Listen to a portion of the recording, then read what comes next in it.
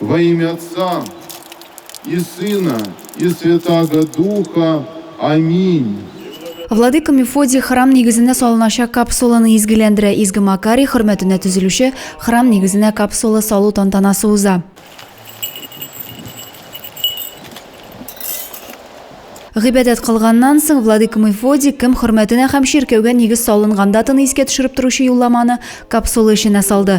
35-ші бестеде яшәүшілер үшін бұл көптен күтілген һәм мөһим шара. Алар үшін көңілден бұл тирәдә иман йорты түзеләчәгенә сөйнәләр.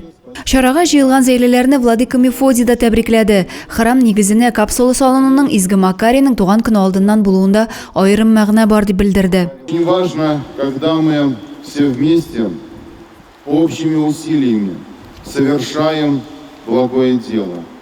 Любое благое дело начинается с Божьего благословения. Сегодня мы и спросили, чтобы Господь даровал нам благодать Святаго Своего Духа и помог в строительстве молитвенного здания, которое будет называться храмом.